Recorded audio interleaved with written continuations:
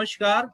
Good evening to the viewers of Pandit Ravi Shankar Masjid Foundation. Once again, we are here for the centenary year celebration of Pandit Ravi Shankar ji. Before we start the session, friends, first I would like to thank to our Honorable Prime Minister on behalf of Pandit Ravi Shankar Music Foundation for remembering Pandit ji on his 100th birth year, which he delivered on his speech on Indian Global Week day before yesterday.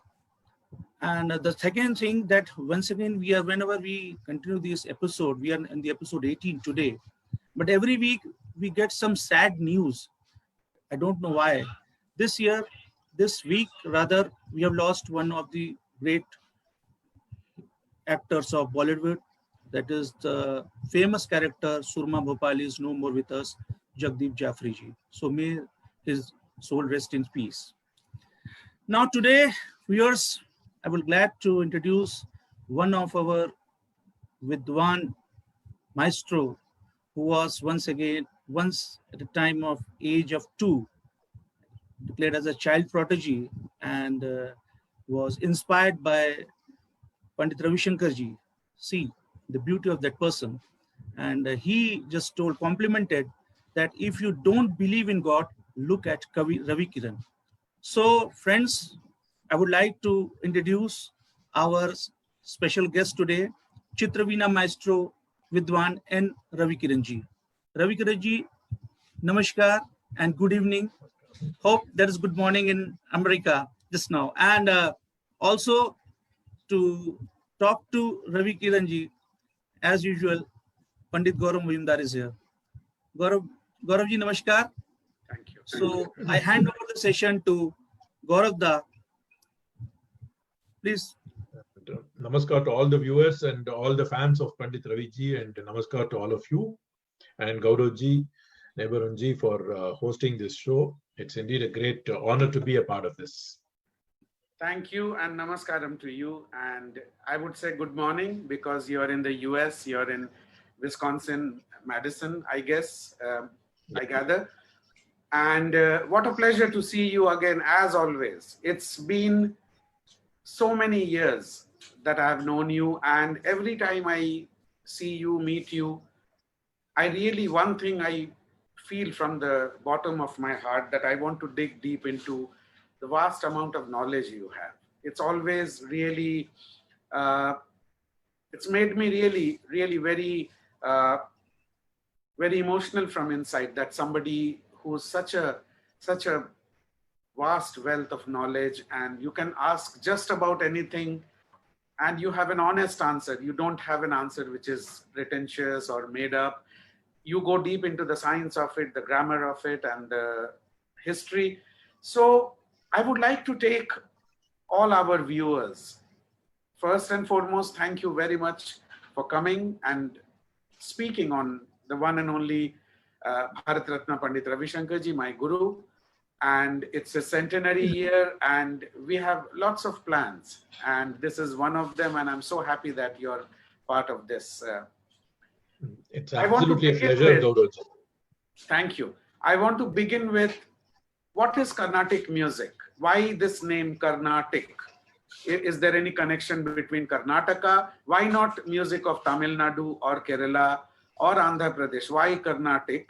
And where does the origin, how far back can you go to? Very, very good question, Gaurav ji. It's a very significant question because a lot of people think that the modern state of Karnataka and Carnatic are one and the same, or they have some connection. See, the states have been formed only in around recent times. There is no Karnataka state or anything at all before. The system, the Sanskrit word Karnataka, Karnatakam in Sanskrit really means something classical and pleasing to the ears. Karna is ears. So the root word is ears. So something that is pleasing to the ears is one meaning, and another is traditional and classical in its origins. That's what Karnataka means actually. The state happens to have a similar name. So a lot of my North Indian friends and even very famous musicians sometimes think that it has something to do with the state. It is more to do with the state of the art rather than a state of a nation. So Carnatic music really means that And the origins actually, see, both Carnatic and Hindustani had common origins from the Vedic times. And only around 1300s, when we had more of the Persian influence happening in the northern part of India. During the Khilji dynasty, around 1200, Khilji dynasty, Amir Khusro, and around that time is when the systems diverged. The Delhi Sultanate. The Delhi Sultanate and all that. But even if you see, even today, our concepts are all common, whether it is Carnatic or Hindustani. It's very common because the concept of raga, the concept of swaras, the concept of the 12 notes, basic 12 notes, and the concept of talas, a lot of these are still common to both cultures. And many of the ragas that we both handle are very similar in their origins. Only it's just like, English being spoken in different accents or Hindi being spoken in different dialects. So it's just the accent of the music alone varies, but the system is still common to both of us. And actually, truly speaking, because of the Persian influence, a lot of the Persian concepts also percolated more to the north. They did not percolate so much to the south. So the original kind of treatises that you see from Bharata's Natya Shastra, Sarangadeva, Sangeeta Ratnakara, and so many other treatises, whatever there, those concepts are still followed in the Carnatic style, by and large. Of course, the systems evolve, and both Hindustani and Carnatic have evolved over several centuries, as you know very well. And there have been healthy interactions more in the recent times, thanks to Pandit Ravi Shankarji's phenomenal vision and his contributions in that, which we'll be talking about in depth down the line. But there have been phenomenal composers in the south because of the fact that there were Maratha rulers coming and establishing their kingdom in Tanjore in Tamil Nadu. Okay. So there was a lot of north-south interaction even then. So a lot of the Hindustani concepts came to the south. They sort of percolated down to the south through the Maratha rulers. And, the concept of some of these ragas like Behag, Sindhu Bhairavi, Dvijayavanti, which you call Jai Jayavanti. Jai Jayavanti. Yes. So 2 times Jai, Dvijayavanti. Dvijayavanti, if you look at Uthukadu Venkatakavi, a composer from 1700 to 1765, he has handled Dvijayavanti and Sindhu Bhairavi in his compositions. So even before Muthuswami Dikshitar, who was like probably about 60, 70 years later than Venkatakavi. So what year are you talking about? 1700 to 1765. That is a period of Venkatakavi. So the ragas must have been popular even before, because the Maratha rulers have been there in the south from around 1600s actually. Correct. So, so the ragas were there, and the concept of even Maratha rulers really introduced the concept of Harikatha and all that into the South Indian system as well. So even some of the greatest instrumentalists, the mridangists, and even my instrument, Chitraveena, was really popularized by one of the Maratha citizens who got settled down in the Tanjore area. And when you speak of Tanjore area, in today's context, where exactly does that, for the viewers, it would be very interesting to know what you mean by Tanjore. Yeah, Tanjore is Tanjore and Tanjavur are the same thing, right? Are the same. Yeah. Tanjavur is basically, it is about, say about 200 miles or 350 kilometers from Chennai. Metro. South of Chennai. Okay. And it is considered to be one of the most fertile cultural capitals of that era, the classical times. The Kaveri River and the Carnatic flavor mingled in Tanjore to produce some of the finest composers and finest musicians of that era. And the rulers of Tanjore, there was a palace. Even now there is an old palace over there in Tanjore area. And it is most famous for the phenomenal Brihadishwara temple of Shiva. Yes. So it's a very, very beautiful place of very, very culturally alive, not only music, but also painting and dance, and so many other art forms flourished under the Tanjore Maratha kings. And that's how, many of the great composers, they all went and settled down in that area. Even people from Andhra Pradesh. See, those states did not exist then. All these states were only recent. So people from entire South India, the entire Deccan Plateau was known as the Karnataka region. The entire Deccan Plateau was known as Karnataka region. And so that is also one more reason why this system, Carnatic music, can be called that, because it was practiced in the entire southern belt. And if you look at Odissi dance, even today, they use a lot of Carnatic ragas. Yes. So that was very much up to Orissa and all that. And so there was a lot of, the entire country was a melting pot. See, Jayadeva was a phenomenal influence even in the south. Tulsidas was known. Tulsidas was mentioned by people like Oothagadu Venkatakavi in their compositions. So there was a lot of healthy That's interaction. amazing. So if I what I'm thinking right now is before the Trinity, Yes. Saint Tyagaraja, Muthuswami Dikshitar, and Sama Shastriji.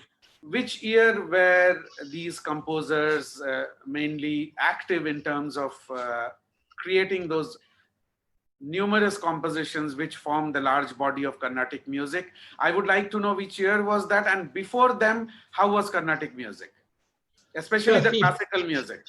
Yeah, I think the Trinity's period is from 1760s till about 1845, 1847, when Tyagaraja died. Shama Shastri was the oldest of the lot, 1762 to 1827. And then Tyagaraja was the next, 1767 to 1847. And then we have Muthuswami Dikshitar, who was from 1775 to 1835. Okay, so between 1750s and 1800s. And Tyagaraja wrote mostly in Telugu. He wrote in Telugu and Sanskrit both. And Sanskrit. And what about Dikshitar? Dikshitar entirely Sanskrit. Sanskrit. And Sama Shastri? Shama Shastri wrote in Telugu, Sanskrit, and Tamil, all three. And Tamil also. Okay. So how was the Carnatic music before the Trinity? Before that, see, we had the father of Carnatic music, according to a lot of people, is Purandaradasa, who was 1484 to 1564. So you're talking 500 years back.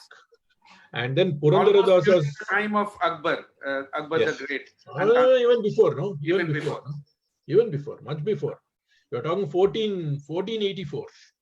So just before Akbar, then during the time of, Akbar was more like 1500. Yeah. So around that time. And then Purandaradasa's guru was also a very good composer. Some of his compositions are still rendered. And we occasionally render the works of some of the Shaivite and Vaishnavite saints in the Bhakti movement, the Alvars and the Nayanmars, who are in the 5th century to 13th century, 12th, 13th century time frame, if I'm not mistaken. So some of their works are rendered. So those are the pre-classical, but one of the phenomenal composers of that era before the Trinity was Oothagadu Venkatakavi. He was from 1700 to 1765. And so Purandaradasa wrote in which language, Kannada or? Kannada. Purandaradasa primarily Kannada, sometimes Sanskrit. Sanskrit also. And later then? Venkatakavi also wrote in Sanskrit, Tamil, and he wrote a couple of songs in Marathi as well. Marathi as well. Okay. So that's the journey basically of Carnatic music before the Trinity, and then post the Trinity mostly it is the compositions which are sung, which has been handed down from Guru to Shishya. No, there have been like hundreds of composers after the Trinity also, and even during Trinity. Trinity happened to be called that only because they happened to be living around the same time and born in the same village. Rather town. It is called Tiruvarur. So they happen to be hailing from the same town, and that's why the name Trinity. Otherwise, there have been phenomenal composers, and Sanskrit has been one of the main languages for many of these composers. Would you like to name them? It would be nice to know the names. So you talk about Purandaradasa, Annamacharya, then you talk about Oothagadu Venkatakavi, you talk of Arunachala Kavi, you talk of Muthutandavar, you talk of so many other composers before the Trinity. Some of them probably composed only a handful of songs, but very, very high quality works. And these are Now all you talk of classical compositions. These are all absolutely, absolute pure classical, heavyweight, core classical. based on Pallavi rag and Gopalaya. tal. Yes, yes, everything with very, very sophisticated structural of the compositional structures are very sophisticated.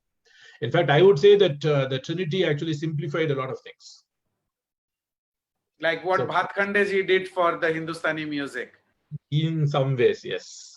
In some ways, Beautiful, yes. beautiful. So Yeah. beautiful to know.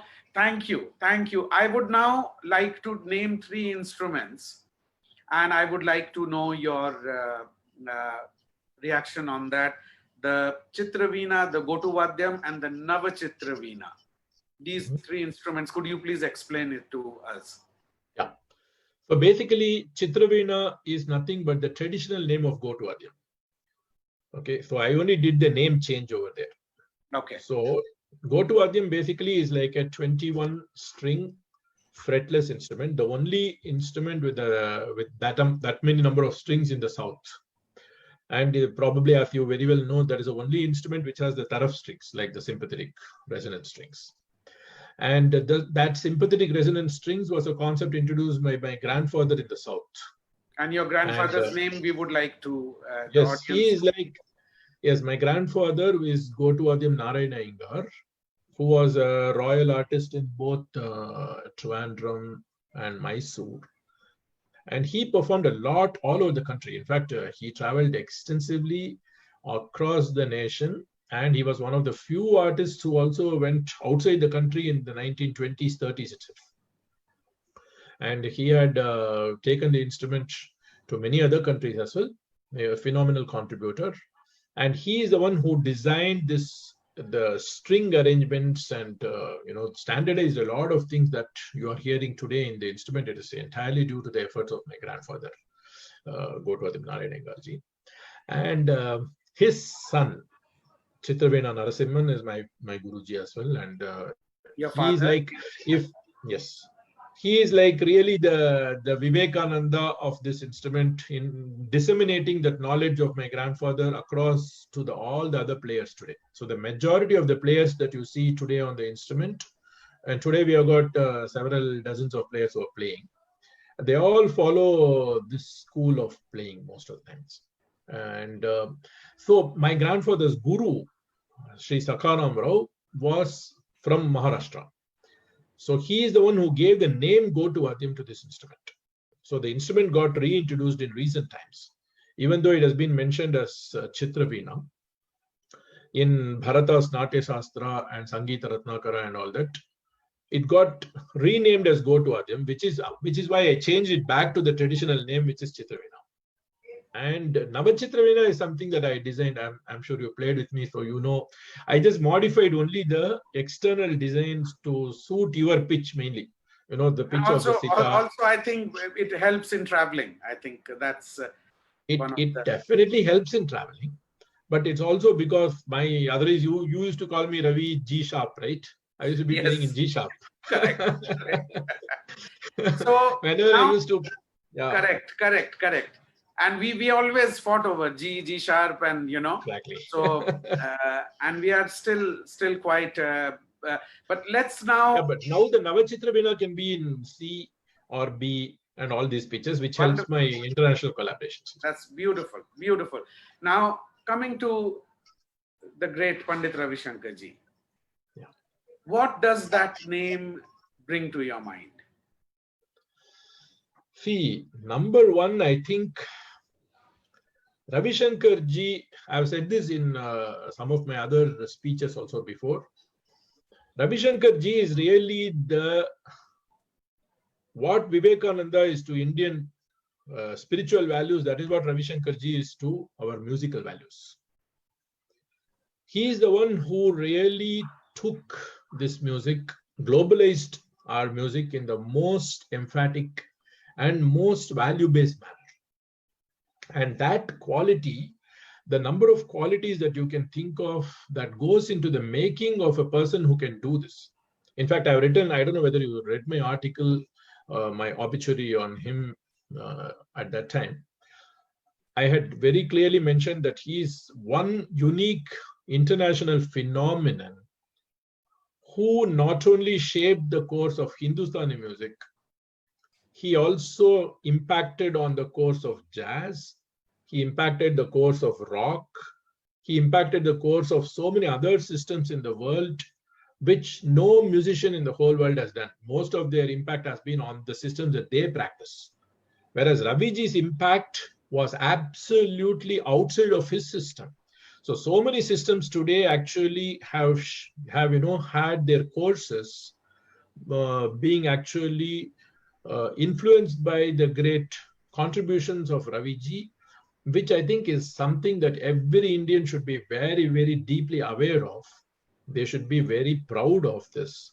And they should really measure Raviji's contribution in that plane, not merely as an artist who brought laurels to the country through his instrument. That is just a thing that, definitely very much there, but it's far, far more than that. So the significance of Raviji is what I really think, that he impacted the course of so many systems of music that are in the popular as well as classical realms.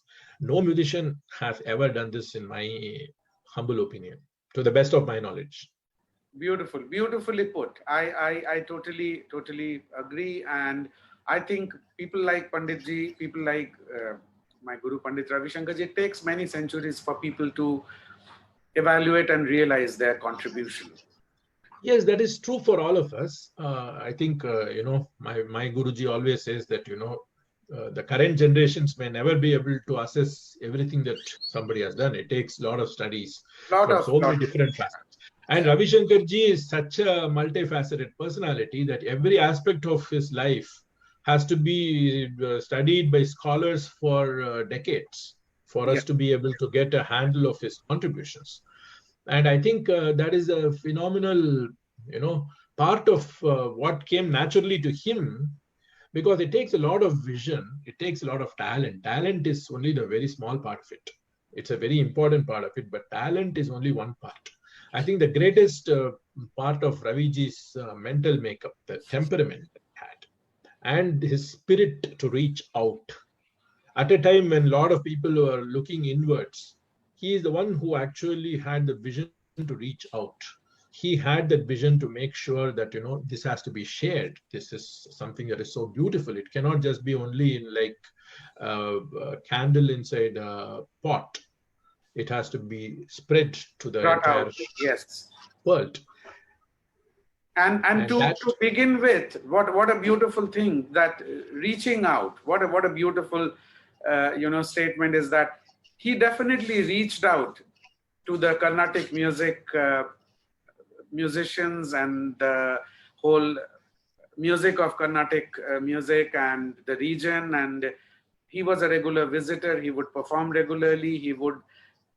Please share some light on that aspect of reaching out of Pandit Ravi Shankar. For the reaching out was definitely also in Carnatic, but also globally. I don't think any other musician reached out as much as he did in that era, which really shaped the entire course of the thing. In terms of his Carnatic interactions, I would say that Raviji was one of the first musicians. In fact, he has had some conversations with me on this subject. But if you look at some of the other Hindustani musicians, say Abdul Karim Khanji had actually come to the south and learned some pieces from Veena Dhanamal, one of the greatest Veena artists in that era.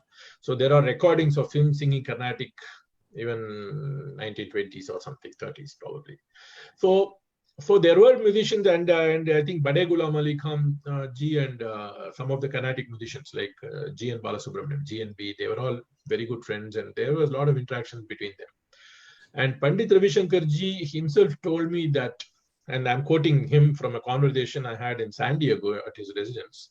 He said that I got sold to Carnatic because of Veena Dhanamal's family. So the Veena Dhanamal family, I should tell a little bit. One of my gurus is T. Brinda ji, who is like the biggest torchbearer of that family, a phenomenal vocalist. people from Samangudi and M.S. Subbulakshmi, they all went and learned under Brindamo. So, Ah, yes. Raviji was a big admirer of that entire school. And so they used to be absolutely pristine, pure music. So, you cannot find, it's like a beautiful lady with absolutely who doesn't need any other ornament at all to appear better. So that's the kind of music that the Dhanamal family specialized in. And Raviji was one of the most perceptive listeners of Carnatic. His appreciation was not just surface level. So he had no, a it wasn't. deeper appreciation of it. In fact, he would give me such critical comments about some of the musicians that he heard.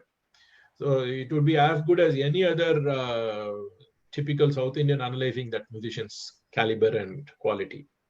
So so I'm not going to quote everything here, No, but no, no. but his critical opinions were absolutely head on the head actually. So but he had that ability to appreciate it deeply, going to the deeper part of the nuances of the system, and he was able to appreciate which ragas from the Carnatic system would sound palatable to the Hindustani ears also. See, that is a very important sense. You cannot blindly love something and then try everything out there No. without context of your own system. So you need that exemplary approach where you have a deep awareness of your system and a deep appreciation for your own system, a deep passion for your own system, a great pride in your own system, but at the same time, an eye for appreciating beauty in other systems. And only then we'll be able to make whatever we take from the other systems into something our own. The process of making that our own. Now, for example, when he would play a South Indian raga like Vachaspati or Kiravani or Charukeshi, all these things, he made it into his own. He didn't just play Charukeshi like, say, Samamudi Srinivasayar would sing it. Or he didn't play it like some other typical Carnatic musician would play it. He made it into his own. He brought that flavor, he brought a different flavor to that raga. It's like, sometimes now we have this pizzas with an Indian flavor, right? But Raviji took that to a whole different height. He elevated the entire raga. He brought that entire musical experience to such a degree, which is like, of course, it's not like pizza. It's And like that came from a deep love and understanding of that rag as it is supposed to be sung in the Carnatic music, and then taking from there whatever he can. And I must quote here, because I always quote this. It's very, very nice. I was once traveling. I think I had performed with you, and I was traveling from Chennai to Bangalore. And a musician, Carnatic musician, he was traveling with me on the same train. We just found out that we were on the same Vrindavan Express, and he started asking me, where did you perform? And he saw my sitar. So I mentioned, and he gave a very beautiful statement. He said, your guru, Pandit Ravi Shankar ji, took Charukeshi from us and gave us back a better version. Yes. So see, that is a whole the kind of impact that he created when he played Charukeshi, even in the South. It would mesmerize South Indian listeners. He gave it a completely different flavor. So, I used pizza initially, but what Raviji did with Charukeshi is he gave a different version of nectar. So beautiful. Yes. With the same swaras, maybe same sangatis, but the way he brought those sangatis, and he really, in context of Hindustani music and how it would sound to the sitar, and creating original compositions. Of course, that's the first thing you do when you're working on a rag, that you have to have authentic compositions, which is set to a tal. And so it is very, very amazing that I would like to touch upon a rag here. Like, there were a lot of rags he heard in the Carnatic system, and then he created. And he called it Kirvani, or he called it Hamsadvani, or he called it Vachaspati, or, Then there were some rags he worked on a scale which came to his mind from practice or from whatever, and then he would work on. and he would give it a name because it would be a original creation of his from just a mere scale and a skeleton to flesh and bones, and all the cosmetics after that. And he called like Bairagi, for instance, which is in the Carnatic system is Revati. So there are two kinds. One, he heard a rag, he brought it as it is as much as possible, same name. Then another set where he worked on a scale and he gave it a new name, found out what is the counter of that in Carnatic music. And when you really hear Bairagi and you hear Revati, they are very different. Right.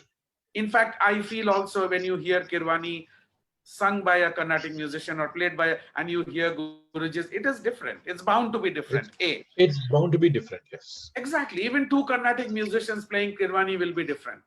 The same maybe composition by the same composer. But there was a third element which is very interesting for me, and I must touch with you because we spoke quite a lot about this, is the scale of Sare Gapa Dhani Sa. Where he did also a film song, Hai Re Wo Din Kyo Na Aaye. And he basically played that scale. He created the concept of the rag and he played it without a name for a long time. And then in discussion with some Carnatic musicians in Delhi, he found out if there is a Carnatic equivalent, and they said, yeah, it's not very common. We don't sing it at all. And they said, but the name is Janasan Modini, which is so very rare. And what you hear today of the version, which everybody sings and performs, is Guruji's version, really Guruji's version. Because, so I would like you to speak on this aspect. And if you know a composition, or if you play Janasan Modini, just sing for us a little bit, for us to hear how it is like in the Carnatic system.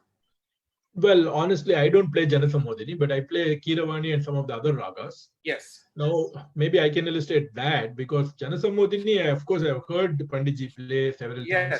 And because I've it's his heard version, which is so very common. In fact, in London, I remember Balamurliji was there. He was performing, and we were together. And Guruji came, and we had a discussion on Janasan Modini, and he said, in fact, Guruji's version is the version which people today sing, and it is so very different, and it was not at all known to the Carnatic system when Raviji started playing this rag. Yes, way back in 40s, I think, yeah, see, Janasa Modini is probably one of the more modern ragas in Carnatic music. It's not mentioned in the classical treatises. It was more a recent raga. And when Guruji started playing it, I think it became more audible in the. It became more prevalent in the mainstream Carnatic. Yes, including Carnatic musicians, they became aware of there is a scale like this, there is a rag like this, and he just happened to name it Janasan Modini. He could have called it anything else, but he chose to call. And today everybody sings and plays this rag, is so common, and people call it by different names, Janasan Mohini, or which year was that? So 1947, the year of our independence. He was only 27 years old, and that's when he created this. I mean, how amazing is that? Brilliant. Absolutely brilliant. That's a vision. See, that's a genius of the man. See, that is why he is a visionary, and we are sitting and talking about him even now with that kind of. And we feel so blessed that we have been touched by him, we have been blessed by him, we have been taught by him and his music, and how he brought really all these worlds so close.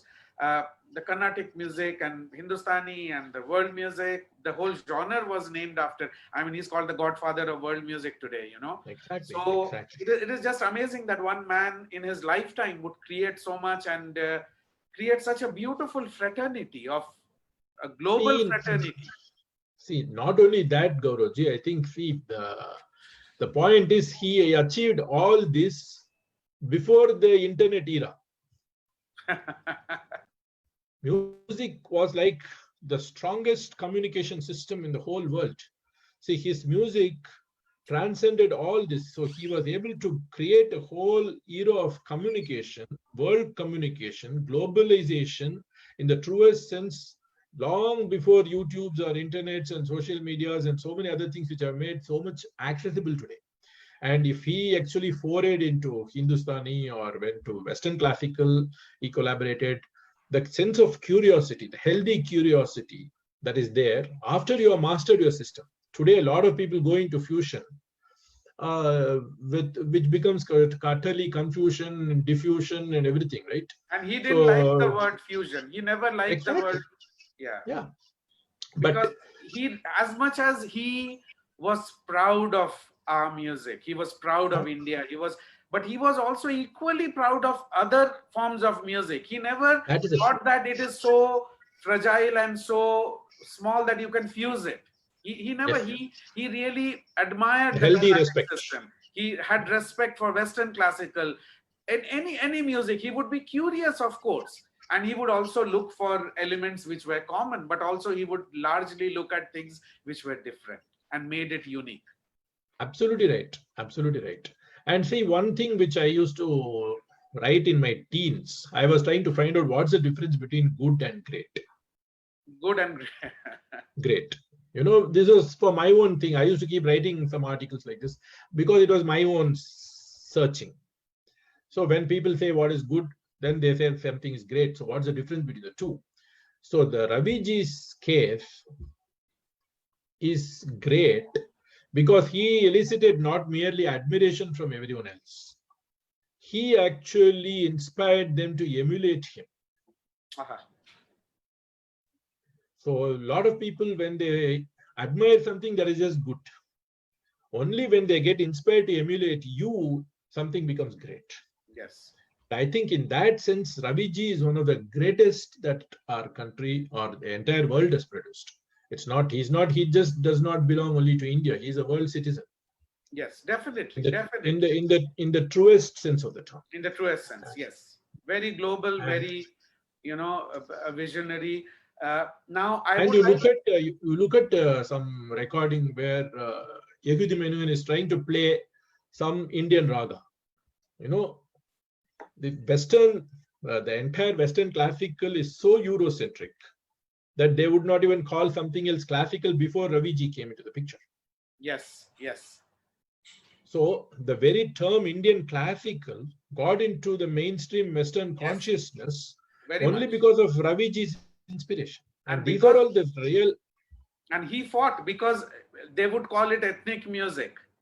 Right. And Raviji always said, no, it's not. It's classical music. It's as classical as any other classical music. In fact, it's more classical because our origins go back to the Vedic times. So, and he showed them in a humble way, not in a bossy or in a, he showed them how beautiful this music is, how classical it is, how old it is, how spiritual it is, how divine it is, the science behind it, they really appreciated, as you rightly said, that he inspired them to admire, and not him. He never inspired them to admire him. He inspired them to admire the music and the country.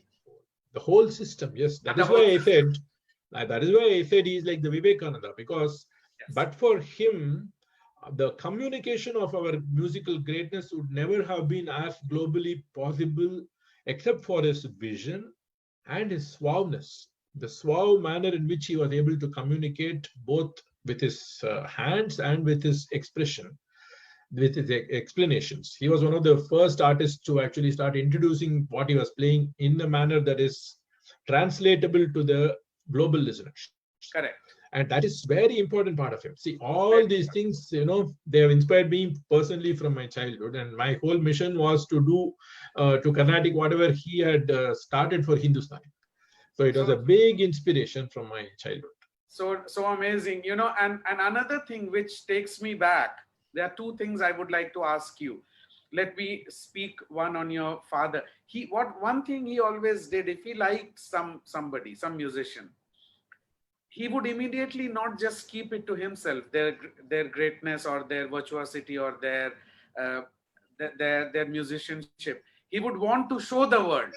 And I remember you sharing with me that way back in 1964, before my birth also, when he made Kinnara in Bombay, he brought your father to perform there along with Bharat Sangeet Sabha. Is that right? Absolutely. So speak about that concert and speak what your father would say about that whole concert Guruji organized in Bombay for the Bombay listeners to listen to something which is different than what he was doing, Absolutely. or they were used to? Yeah. See, I think Raviji knew my father even before that. Sure. Because my father performed once for Raviji's Guruji, Baba Alauddin Khan. Ustad Alauddin Khan Sahab. Yes. And when I think I should probably share with you the Please. certificate, the handwritten certificate of Alauddin Khanji given to my father. Oh. So my father was also in his 20s by then. So he was probably I think he was about 19 or 20 when he played for Alauddin Khan Sahab. Which year was that?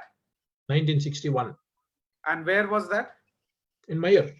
So your father went to Mayer to me. Oh, my father has performed across the nation.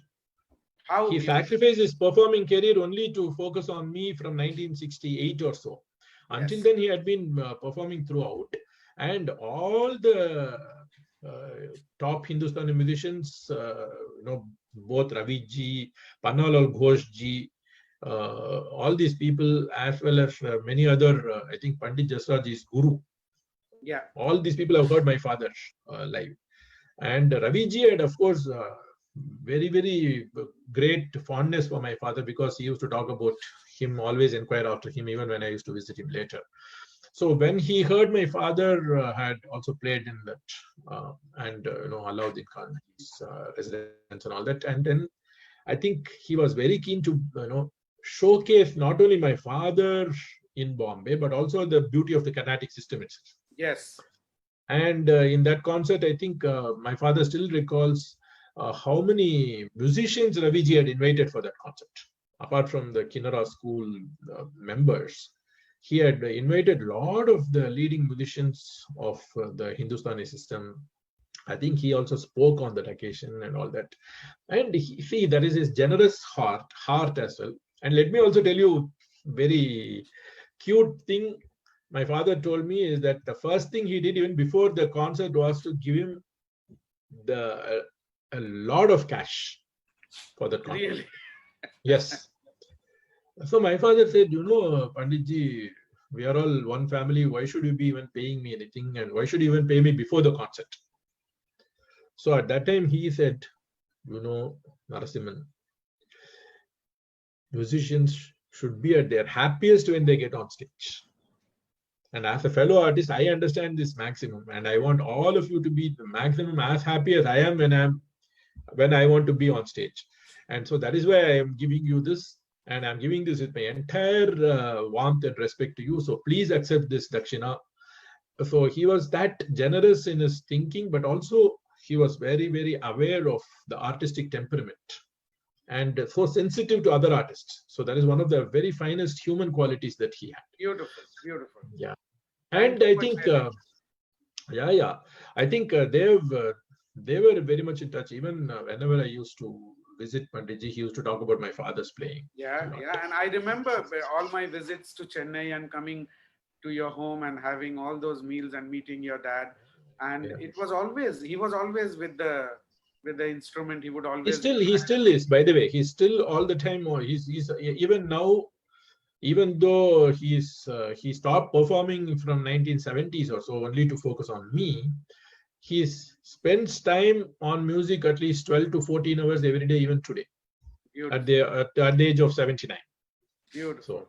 Beautiful. It's been a pleasure meeting him. It's really so. Going back now to your childhood, and I don't know how much of it you remember, but this famous incident at the Music Academy is something I want to narrate. Are you going to narrate what you remember or what your father told? No, I don't remember, but you can probably. No, I want you to speak, because I wasn't there. I want it to be as accurate as possible. No, actually, Gauravji, there is a YouTube recording of parts of that. We didn't get the full show. This was at the Music Academy. Academy in 1969 when I was 2 years old. That was my debut. And that year, Raviji happened to be in Chennai also. It was a big blessing for me. And he and Alara ji spent a lot of time with me at that time.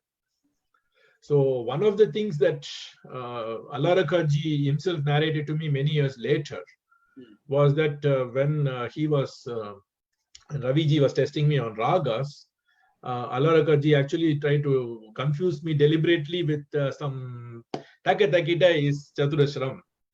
Really? Yeah, So ye, khand nahi he would on purpose give you a wrong. and, and apparently I told that, oh, this mama doesn't know any music or something. Really? Of course, I fell at his feet later on apologizing for that, but he was so fond of that. And Ravi ji actually narrated one incident in San Diego, which my other, I think Shekhar Vishwanathan ji of the Indian Fine Arts. Yes, very well. So he was also there when Ravi ji actually recalled my 2-year-old thing. So apparently I went to visit him in Hotel Woodlands, where he used to stay in Chennai at that time, near the Music Academy. And after we spent some time in his room, he came down to the elevator to send me and my father off. He was so gracious in, coming with us to the elevator. So apparently I told near the elevator to my father that, oh, now this elevator is going to go in the Avarohanam mode. It is going to go down. So when it was coming up in the Arohanam. Now it is coming in Avarohanam. So apparently, so I made that observation to my father, which Panditji recollects, and saying that I used to see everything. I used to see music in everything, and everything as music in those days. Beautiful. So he was very, very gracious. And see, one more thing which I personally was very blessed is the generosity with which they all shared their insights, their knowledge, and their observations with me. As a student of the art, that is one of my biggest gifts. It is amazing. It's amazing. See, if you talk of Kinnara, Bombay, those were the days Guruji was still, I won't say, he was famous, but he was really struggling in the sense that he was trying to put Indian music first on the map of India for Indians to understand. That was the time, especially 40s onwards, when he moved from Maihar to Bombay. He played in small sabhas, small music circles in Bombay and all over the country, just to make people understand how great this music is. Of course, make a name for himself and be, in the process, people got to know what a great musician he is. He was teaching, he was doing ballets, he was doing theaters, he was composing music for films. At age 25, he wrote Sare Jahan Se Acha, that famous tune which is on everybody's lips. Wherever in the world you go, you just hum the first two lines, da, ra, ra, ra, ra, and everybody knows what that is. How beautiful is that you can come up with a tune which it just stays there. It goes and it stays, it locks. Absolutely. And I think one more thing to be also highlighted is his contributions to the Indian National Orchestra in All India Radio. The Vadya, which was amazing what he did. Amazing. And later, Absolutely, of course, he took it global by working with all the symphony orchestras and all the, writing his concertos. But the very fact that he initiated this and he was a key part of the Vadya Vrinda. Yes, he was the first conductor. He was the founder conductor in Delhi when it started. Yes. And then later, my father. So Kinnara, Bombay, Kinnara, Los Angeles, then London, Bharati Vidya Bhavan, and many other organizations. Shekhar Vishwanathan. How he has really helped Shekharji's organization to, just go there regularly to watch somebody. That itself. I was instrumental in introducing the two of them, actually. That's wonderful. Many years back, and so it is so nice that he made such an effort to make sure that there are places. I remember incident in Allahabad. My uncle, who was similar instrument, I won't say same, but he did take quite a lot of tips from Gotu Vadyam. He was the first steel guitar player. He introduced classical Hindustani on the steel guitar. And Guruji, he was Ali Akbar Khan Sahib's disciple, but he was equally close to Guruji, and Guruji considered him like a shishya, like a friend, like a son. Nalin Mazumdar. Okay. And all the great concerts of Guruji, Ali Akbar Khan Sahib, the Jugalbandis, it was organized by him. But look at this. Even there, he said, just once a year if I come, it's not good enough. I will give you a list of names. You keep organizing every month Right. and start music circle where don't organize it in a hall in your on your terrace. Just call 50, 60, 100 people. Get people used to this idea of sitting down quietly and listening to music. Yes. And he See, told him, that is. and he said, the first one I will play, even though he was famous then. He said, I will play and let people. And he started, and it was such a success. So he really put in people's head that this music is important. You have to listen to, and not just listen to me alone. You have to listen to all good musicians. That is the vastness of his heart, and also the vastness of his vision. Yeah. See, you need both. And the kind of vision that he had was to make this as a sustainable thing, as a Correct. sustainable initiative throughout the world. See, Correct. it should not just be a flash in the pan. It should not just be one glamorous concert and then you go to hibernation for next few years kind of thing. And it has to be really widespread. And the kind of the brilliant vision, as well as the complete lack of insecurity that he had in his own talent, that he could afford to talk generously about all the other artists and make sure that they were also heard. Because Yeah. I mean, only it's if just you are amazing. completely. Way back, I remember you mentioning about your father's experience with the financial side. Way back in 60s, Bismillah Khasa, his first trip, he took him to Hollywood Bowl, the great big concert. Guruji Mhm. had, and Right. way back then, Guruji had paid him $10,000. Yes. Way See, back then, right. so Exactly. he also wanted his fellow musicians and the next that financially they should be stable so that they can do this music in peace. He Absolutely. understood because he struggled quite a lot. He went without money, without food, trying to support a lot of people. He went through a lot of hardship. So he understood that for somebody to create music without any tension, to give music without any, and teaching was an important part of him. And he always wanted people to teach. He wanted to make sure that people have a good earning so that Right. their kitchen is taken care of, their household expenses are taken care of, so they can concentrate on the music. And what will happen? Our music will flourish. Yes. How I beautiful is think that? absolutely. And also see the teaching itself helps a musician evolve too. Yes. See, the teaching itself, if it's a healthy way, it's not merely for the income, but it's also for the outcome. Yes. So, so it's very, very beautiful. That's a entire beauty of the man, to speak. Absolutely. Now here, little bit a talk on music. Just few sentences, few lines. There are four ragas which comes to my mind, especially when I think of Guruji and I think of Mhm. Carnatic music. Charukesi is one of them. Um Vachaspati is another one. Hemavati is another scale, and Kirwani. Yes, I yes, would yes, like yes. you to show us a line or two or three of each in its purest form in Carnatic music, how these ragas are sung and how they are. And also, another thing I'm going to dig into your brain because every time I meet you, I'll never forget that 4 a.m. in the morning in Chennai when I asked you about the Melakarta and how beautifully you classified it, 36 with Shuddhama and 36 with. I want all the listeners to listen to that because that was so amazing to see you explain this whole Melakarta system of Pandit Venkatamaki. So See, let's go into the Shastra first, the Melakarta, and then we come to this beautiful four ragas. I want you to yes. sing for all of us. In fact, both are connected because Yes, see all the yes, ragas that you mentioned, Charukeshi is a 26th Melakarta, yeah, Hemavati is 58, yeah. Vachaspati is 64, but Kiravani is the earliest of the lot, it is 21.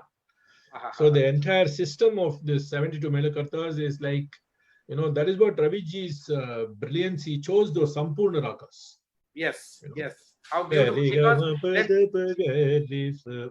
yeah, please. just I wanted for the listeners to, there are a lot of students who watch this. So the equivalent of that is Bhatkandeji's the 10 thoughts we have, like The 10 Asavari, Kafi, thoughts. and all that. So, Yes. but in its full form, The 72 scale is what we all should know, for us to know all the scales, possible scales, and then all the ragas derived from there. Not just the Janya ragas, but also, So Yeah. just if you can take us on a journey of this would be really. Yeah, so I think very good question. So I think, see, 72 scales basically used exhaustive permutation and combination of all the 12 possible tones. You know, so to make everything a sarigama padanisa. Sometimes what you call in your joke as the komal ga, Yeah, sagama kind of thing, will be more rendered as sarigama, as the correct. shatshut rishabam, which is like the sharp second. Sharp second, It's yes. the equivalent to the sharp second. And similarly, we have a double flat third. So, sarigama instead of saririma. So you have that extra names to make this. You have two values for those notes based on the context in which they are used. Correct. So that it's So, not chromatic, because chromatic notes are not allowed in Indian music. yes. So to make So it sound valid. Absolutely. And so the permutation and combination gives you very logically, it gives you 72 possibilities, which is what was worked out about 500 years back by Venkatamaki and his ancestors. They have mentioned this in their treatises called Chaturdandi Prakashika. Yes. So that book mentioned all this. And some of these are basically, they started out as formula ragas because they were just mathematical possibilities, right? Yes. But then Muthuswami Dikshitar composed a lot of songs in each of the 72 scales in those days. And then he sort of codified those structures of those ragas. And then later, several other composers have also worked on those. Today, a lot of musicians are entering many of them. But of the 72, maybe about 32 have none of these Vivadi swaras, as like your double flat third or double flat seventh, or the Ati Komal third or Ati Komal ni, right? So that we don't have in 32 of them. And similarly, you don't have this Tivra Rishabh. Tivra Madhyam. Tivra Rishabh itself. Rishabh itself. So Tivra Rishabh and Tivra Daivat. That you don't have in Hindustani, but we have it in Carnatic. Yes, correct, So, correct. so to just make them more, the scale oriented. So that is the way of the 72. But Panditji chose some of the non-Vivadi ragas in this, without this Vivadi swaras. And he chose Kiravani, Charukeshi, Hemavati, and sometimes even Simhendra Madhyam used to play. Beautiful. Sarigama padan, sarigama padani, sanidabamagare sani. That's a way in which that ma will be oscillated in Carnatic. That's a typical oscillation that you will have in Carnatic in this. But Ravi ji would play it with the Hindustani meant. Beautiful.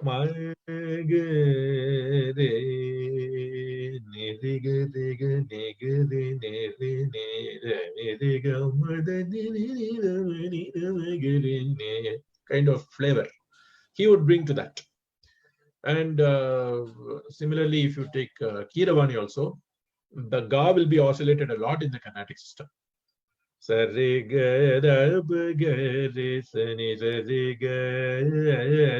You will oscillate it almost up to ma. Ma, yes, Rema, Rema, Rema.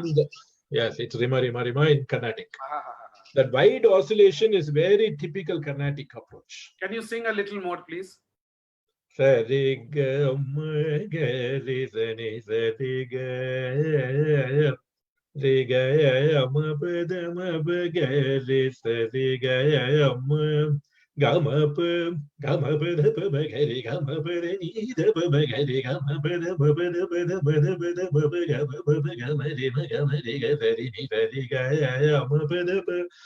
wide oscillation, even in fast, sometimes you lose it in Carnatic.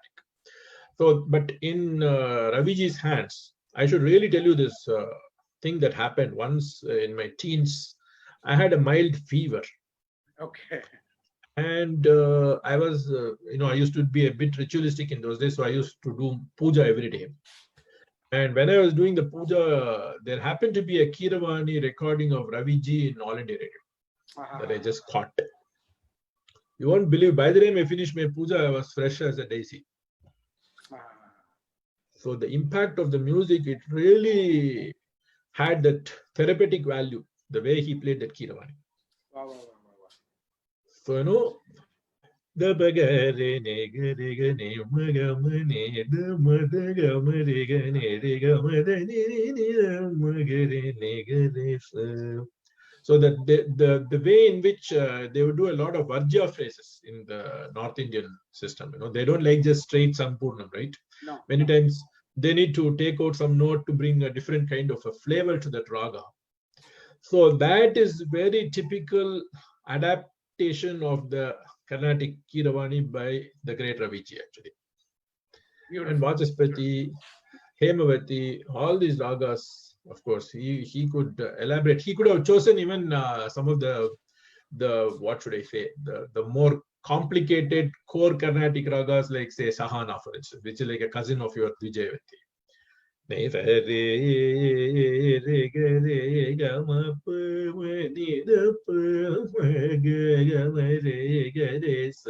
is Sahana. Is your Vijayavati kind of thing, right? So, but he chose to see what could bring out the flavor of the sitar and the flavor of Hindustani without cramping his own style. He didn't want to get too enmeshed in the Gamaka-centric ragas like, say, Mukhari, Yedukula Kambodi, or Riti Gaula, Anand Bhairavi kind of things. He was very, very keen that, the ragas which should first be chosen by Hindustani musicians should be something that will also reach the North Indian listeners effortlessly. Yes, yes. It shouldn't be a strain on the listeners but to hear something too foreign to their usual culture. So he really was very, very musically intelligent in his choices of the ragas that he took for the initial explorations from the south. And that requires a lot of musicianship, because sometimes we can get excited by something we listen and we try to adapt it blindly without actually analyzing what can happen. You have to think like a chess. Because in fact, Guruji would always say that, the real test is time. That you do it, but then only when it is accepted by people and it stands the test of time. Even after 50 years, 60 years, people still perform and enjoy it. That's when it's a real success. Otherwise, how can it be? I cannot let you go without Charukeshi.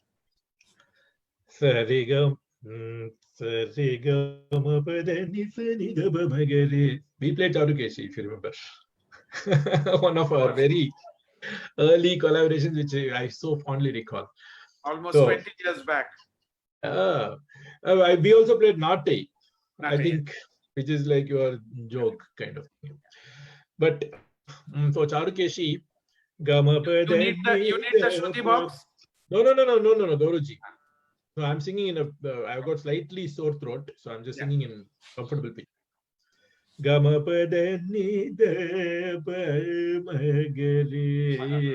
re will be oscillated more in the Carnatic.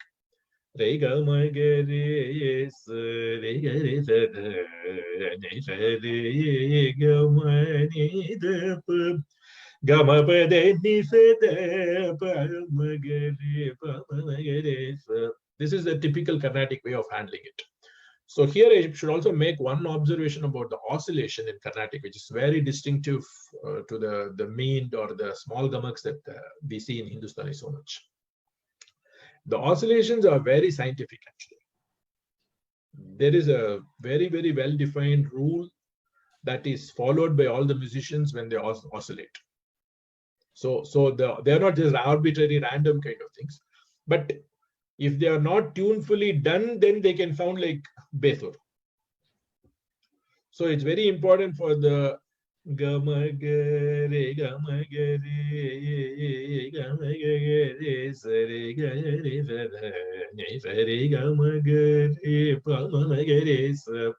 this is the kind of way in which Carnatic musicians would render it. That's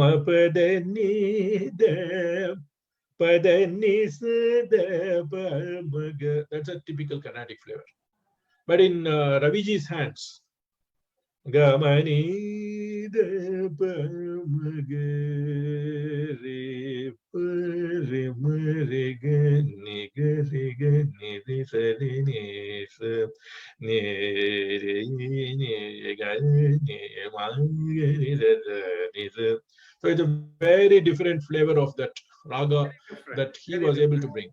very different, and so beautiful, so romantic, and so deep. It is Yes. absolutely, And the beauty of his choice is also the raga lent itself to his imagination, yes, and the raga lent itself to his style. So he was very clear in listening to a lot of Carnatic ragas and then making sure that he chose a subset that will really also suit his own style and his musical philosophy, his musical approach. And the way he played it, of course, now Charukeshi or Kiravani has become a household name in the north, because so many musicians outside of your school also play it, right? of So it's course. not only the Ravi Shankar ji gharana which plays it. So No, no, so no, he made no. it very That's the vibrant. that's the beauty, Guruji's contribution. His own ragas like Nat Bhairav, Ahir Lalit, these are all early creations. Bairagi, then his later ragas. They all are played today by not just his disciples or his followers, but Yes, also other yes, gharanas and other musicians. That's the beauty. And not just absolutely. by instrumentalists, it's played and also sung by singers. People Ah, dance on his compositions. On another rag I want you to touch upon is Nat Bhairavi, which he really made. yes. Nat Bhairav is known as Sarasangi in the south. No, It's just one. no, Nat Bhairav is Sarasangi. Nat Nat Bhairav. Bhairavi is different. Nat Bhairavi in the south is like sa re ga ma pa da ni sa The ni da minor ba scale. ma ga. The minor Yeah, scale. it's a minor scale in the west, and just one note different from Yeah, Kiravani. You yeah. have the His seventh. Nat Bhairav is Sarasangi. Yes. Nat Bhairavi is Sarasangi. Yeah, Sa re ga ma pa da ni sa ni da ba ma ga re. So that is Sarasangi. beautiful. But the Carnatic Nata Bhairavi, re ga ma pa da ni sa da ba ma ga re. So the ga will change from your Yes, Charukeshi. correct, It's correct. a formal ga. Yeah, So and that is actually, that's another rag he took from the Carnatic music. yes, that is the 20th Melakarta in the south. Okay, okay. It's one before Kiravani because the knee is just very different. Yes, yes. So since you asked me about the 72, I should say that the 72 are classified into 12 chakras. Each chakra has got 6 ragas. Okay. And each chakra will have the same sarigama. So sarigama, if you take the first chakra, or if you take this chakra of say Charukeshi, sarigama, the sarigama will be the same for ragas number 25 to 30. Sarigama padanisa, first raga. Padanisa, second raga, which is Charukeshi. Padanisa, Sarasangi, which is your Nat Bhairav. Padanisa, Harikambodi. Padanisa, Sarigama Padanisa, your beloved thought, which is the 29th Melakarta Dhira Shankarabharana. Shankarabharana. Sarigama Padanisa, that is the Naganandini, which is the 30th. So the formula that was very beautifully done is 12 varieties of sarigamas, which will be there for the 12 chakras. And then the padanisa will be the same for same 6 varieties for all these 12. So that is why 12 into 6, you will have 72 Melakartas. 72, yes.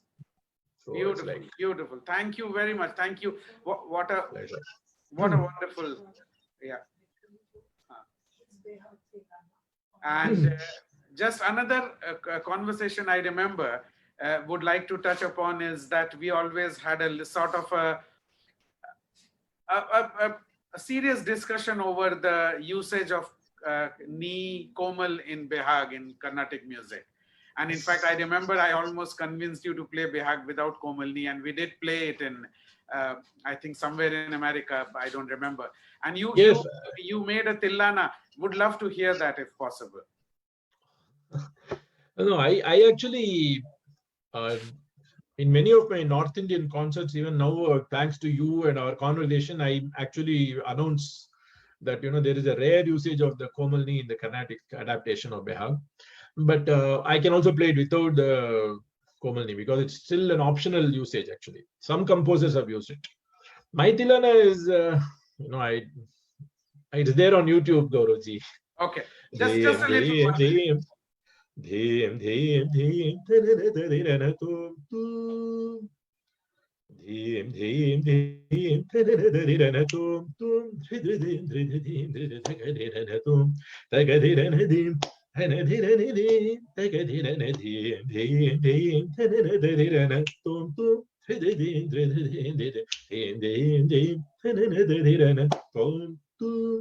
so it's like, Beautiful. it's a very rare Tillana on Lord Ganesha.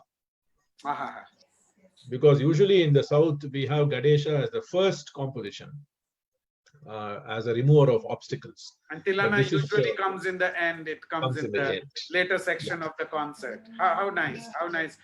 Ganesha is there always with us from the beginning till the end. So I think he'll be happy.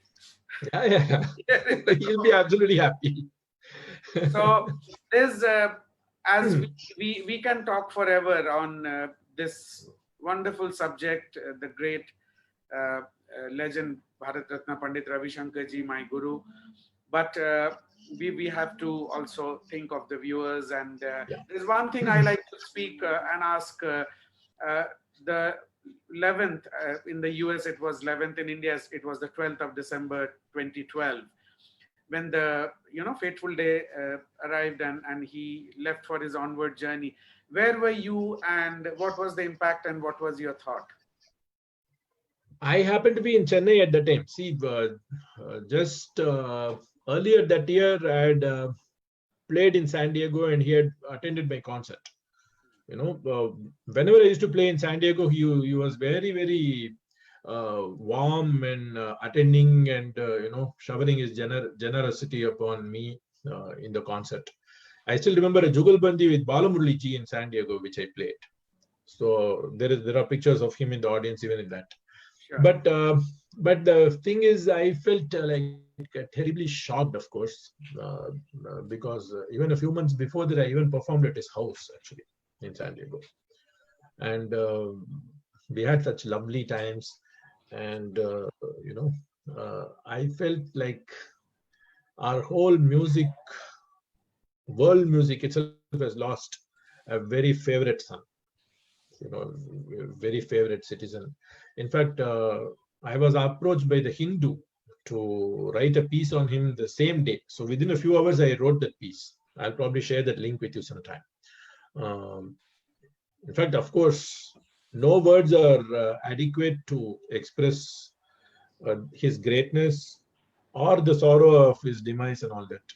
But we try in our he's still with us. His music is there, and he's immortal. His life is one of celebration. See, his contributions are one of perpetual celebrations for the whole world.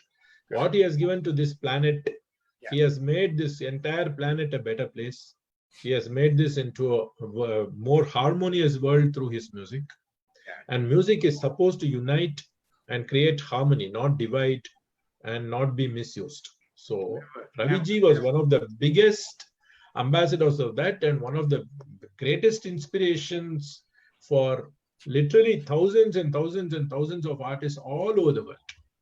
So I think his generations, and he still continues to inspire and still continues to give so much joy and knowledge to so many people all across. And also the kind of, we talk so much about everything, but the kind of hard work that went into all that. So the sadhana that went into all that. See, that is the biggest inspiration that students must take.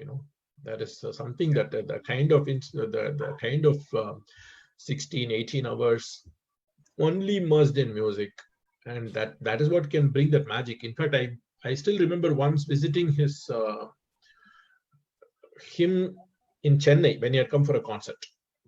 I just went in the afternoon, but as I was waiting, I could still hear him practicing upstairs before he came down to see me. And even when he came down to see me, his plectrums were still on. So that is a kind of commitment. Even when he was 80, 85, he was that keen that he would not just live on past laurels and past glory. He would actually work for every concert. And that is something that was a big inspiration to me. That's wonderful. So nice to speak with you. Thanks for coming and enlightening us and our viewers. And we continue the celebration. We want you to be with us, and we'll go on a journey together, and we'll bring you to many different events. We look forward to your cooperation. And Guruji's nephew, Nabarun Chatterji, is doing a wonderful job of bringing a lot of music to places where usually it is difficult, especially children and listeners and people who want to learn, who really don't get. He's really trying to do that through the Music Foundation. So I would invite him to say the words in the end. And thank you once again. And look Thank you forward to so seeing much. you very soon. You stay safe, stay protected, and stay put where you are. Don't travel now. Thank you, Ji. Thank you so Thank you, much. Ravi Kiran ji. Thank you, Ravi Kiran ji, to have you in our show today. Really, it was a very qualitative session. The viewers must have heard, and now I really realize that why Mama told about you at the age of 2, that when you don't believe in God, look at Ravi Kiran. That is the greatest of that person, and we also now feel cherished hearing all this information regarding Karnataka music. Thank you. So nice Thank of you so you. much. Thank you. We will have a next meeting very soon after this pandemic is over. Absolutely. Stay safe. Absolutely. You are Stay all doing safe. such fantastic thing. We are all one family, Yeah, and sure. it's absolutely so heartwarming that you are paying the right kind of tribute to Panditji, and keeping Thank his you so work much. alive, and through Thank your you. own music as well as your efforts. I'm very, very appreciative of that. Thank you all very much. Thank you. Thank you. Namaskar. To the Namaskar. viewers of Pandit Ravi Shankar Music Foundation, to the new generation, also the musicians. Now, from the next week, the viewer, you will get the online form for your presentation on our page. So be tuned, and be tuned tomorrow once again at 8 p.m. for another personality who will talk about Bharatam, Pandit Ravi Shankar ji. Till then, good night to the viewers of Pandit Ravi Shankar Music Foundation, and stay safe. Namaskar. Thank you. Thank you. Bye.